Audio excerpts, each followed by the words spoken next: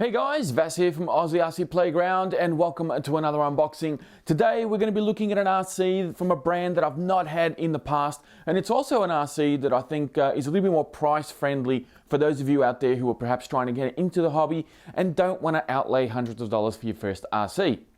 So what I decided to get is the FS Racing Marauder. I'm not entirely sure how to pronounce this one, and I'm sorry if I've insulted you in some foreign language there, but this is M-A-R-A-U-D-E-R, and I'm not 100% sure how to pronounce that. Now, what we're looking at is a 1/10 scale, four-wheel drive, brushed, yes, I did say brushed, Desert Buggy. It is fully waterproof. It does come with some working LEDs, and it is also available in brushless, which means that if you do get the brushed version, just like I did, it is brushless ready. At least that's my understanding of it anyway. So if you do want to fiddle around with it a little bit later on, when you get a bit more experience with the car, and you want to upgrade to brushless, you don't have to really outlay any further costs to get metal gears or any other components. The car should be pretty much ready to go. But of course, looking at a box is fairly boring, so we'll get rid of this guy really quickly. Don't worry about it, that'll buff right out, it'll be fine. So here is the car itself, the remote, and a bunch of stuff that you also get in the box. First thing here, you do get a nice little wall charger. It's a little trickle charger. This one came with some European plugs, which is not what we use over here, obviously, because I'm in Australia. But if I wanted to use this charger, I would need an adapter of some sort.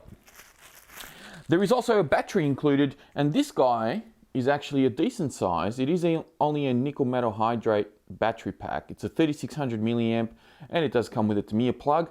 But being that it is a brushed RC, I'm quite happy to accept this. This is very good for the type of RC that it is.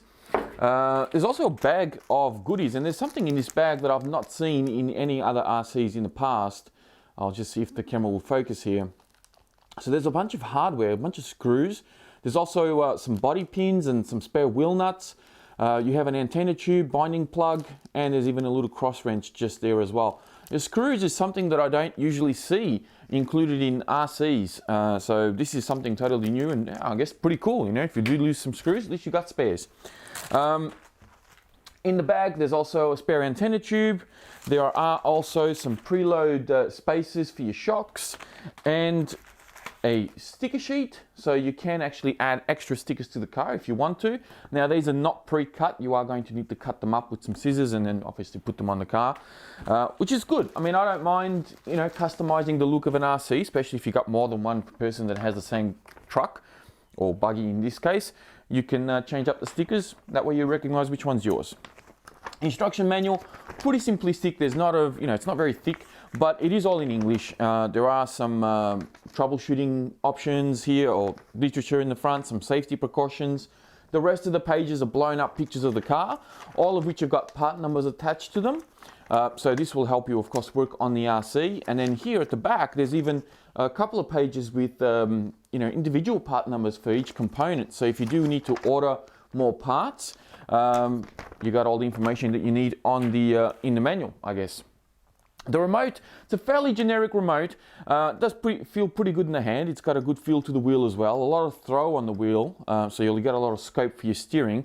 Collapsible antenna, it is of course 2.4 gigahertz. On the back here, you have a on and off switch on the bottom. There is a steering trim, throttle trim, and steering dual rate. Reverse switches up the top, binding button in the middle, and it even has a couple of LED lights to let you know when the batteries are going flat. So pretty straightforward remote. The only thing I don't like about it though is that it does run on 8 AA's, which is a big boo from me. This should really be running on 4 AA's. The tray is not removable, so you're kind of stuck buying 8 AA's each time you need to, yeah, get this guy going. The thing with 4 AA's and 8 AA's is A, there's obviously an additional cost involved because you have to buy more batteries. And B, it does make it a little bit heavier than the standard remotes, or at least standard by today's standards anyway. So a little bit of a letdown that it still runs 8 AA's. It's a bit of old tech, but you know, at least it's a decent remote. It's not, I mean, I've seen worse. That's what I'm trying to say. All right, here is the buggy itself. Bring this guy up to the camera and hopefully the camera will do its job and focus in nicely on it. Give you a bit of a spin around. Spare tire in the back is a genuine tire and wheel. You can actually take this off and use it with the other ones. So it has a foam insert, little wheel nut in the middle and everything, so totally usable. It's not fake. Bringing it around this side, you can see little 2 drivers in there. It does have a little bit of a cockpit detail as well, which is nice. Here's the front end. You can see here your mounting positions for your shocks. There are 2 mounting positions for your shocks on the front and rear A-arms. And while I'm talking about the shocks, there's also 2 mounting positions for your shocks on your shock tower. Suspension on this guy, I have to say, the back is definitely sagging a bit due to the extra weight of the entire roll cage and the spare wheel. So those preload spaces are actually going to come in real handy to just lift the back up a little bit, because yeah, it's just sagging a tad in the rear there. The front suspension doesn't feel too bad. Probably a little under dampened, but it's not terrible. I mean, for the price that it is, you know, this is around mid 100s. That's in US dollars, of course. It's actually a pretty decent setup, so I don't mind this too much. Now, to access everything inside, very simple. There are 2 body pins just there. You take these guys out, just like so, and then the entire cage will swing upwards, just like that, and you have access to everything. Now, you can see the wires here for your LEDs. Give that a bit of a tug, the whole thing disconnects, and it's all hinged on the front there, on the front bumper. I'm hoping that hinge can actually take a couple of hits, because chances are you are going to nose end this at some point or hit something.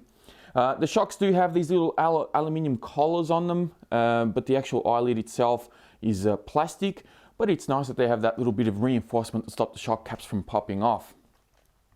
Inside, first thing that I noticed when I opened this up, there's another battery in here. So yeah, I didn't perform like any magic tricks or anything. It's a different battery. This one is a little bit different from the other one. When I say different, it's a smaller size. It is a 1800 milliamp, still a nickel metal hydrate though. Just wait for the camera to focus in here. So that's the battery there. Give me a plug. It's really cool that they've included 2. I think this is the first RC that I've ever unboxed that actually has 2 batteries included. So very nice. Whilst we're on the subject of batteries, I will say that the battery tray has actually been very cleverly designed. Now, I'll show you here. You see these little notches in the middle just there? This is to allow your wiring to not get pinched. So if you have a battery like this one here where the cables come up from the front, you can slide this guy in, all right, and your cables are not going to get pinched by the tray itself. Another cool feature that I found is if you have batteries like this that have bullet connectors, you can slide this guy in, just like that, all right? And now the strap itself has these little kind of allowances on the strap itself. So when you put it in, and you can see the posts are actually off center as well, which is a very nice touch. So can you see here how you can still have access to your bullets? So you can still plug them in without the tray interfering.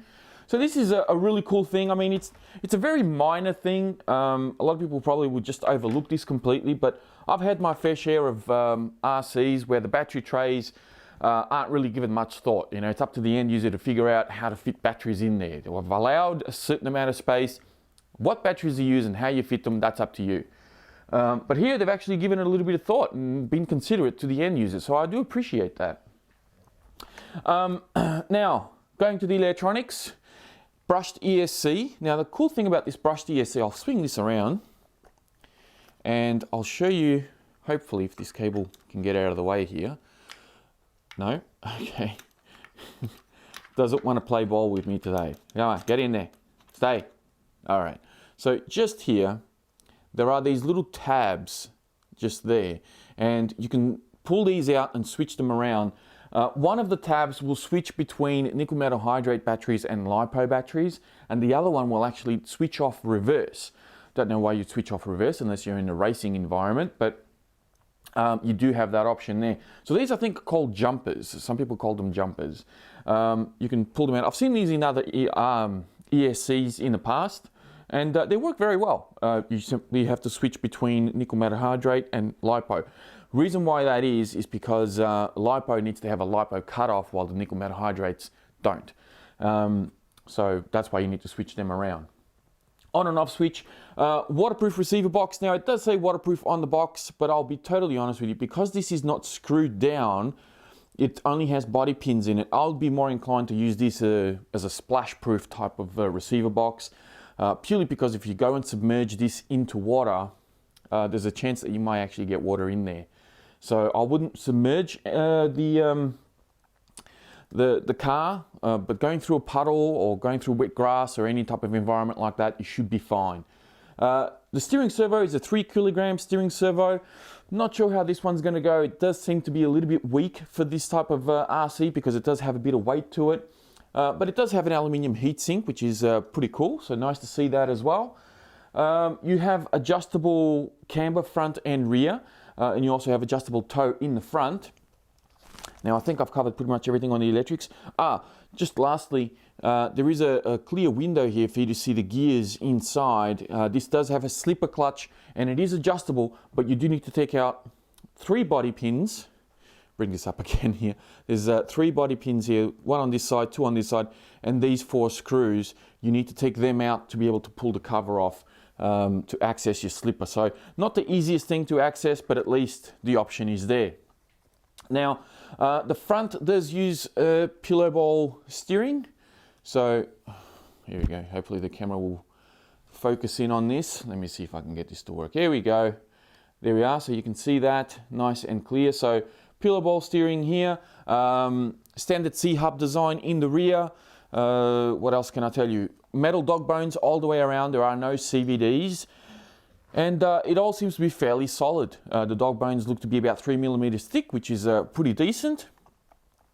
Adjustable servo saver, I think. Did I see that somewhere? It does have, yeah, it does have an adjustable servo saver. No, it doesn't. It's not adjustable, from what I can tell. But it is spring-loaded, so at least your servo will be protected. So that's a good thing. There are also provisions for sway bars, I noticed, on both front and rear A-arms. So you probably can find, if you can find them, sway bar kit for this particular RC. So that's a good thing as well. It'll certainly improve with handling. LEDs, fully working LEDs up the top, which is really nice. Tires. Now, here's the thing with the tires. These tires, I've had them before in the past. If you don't recognize them, I'll quickly show you. This is an old tire from another RC that I've had, and this one here actually came from the Tower Hobbies cutback, and you can see that it's actually the exact same tire. Obviously this one's a little bit dirty and used. Now, on the cutback, being a brushless vehicle, the tires didn't do a great job. They weren't the worst tires I've had on a ready to run, but they weren't great. And I'm hoping that these actually do okay, being that it's a brushed vehicle. I haven't ran the car, obviously, so I don't know how fast it is or whether it's going to require a tire upgrades. But we generally take for you know, we kind of have become accustomed to ready-to-run tires being almost throwaway, because it's always difficult for the manufacturer to, you know, give us a ready-to-run tire that's going to be good across a variety of different surfaces and for different applications. But given that it's a brushed vehicle, it's a bit slower, it doesn't have the torque of the brushless, these might actually work just fine. Hopefully they do. All right, I think I've done enough talking. I've shown you pretty much everything about the car. If you have any questions, please be sure to leave them in the comments below. I'll do what I can to answer them for you. I will also have links in the description to gearbest.com, which is where I got this guy from, so you can have a look at prices and availability and all that sort of thing. I'll even have a link in there for FS Racing as well, and there'll also be a link in there for my Facebook page that you can go and you know, give that a like. That way you keep a couple of steps ahead of what goes on here on YouTube. That is it from me, guys. Thank you all very much for watching, and I will speak to you next time.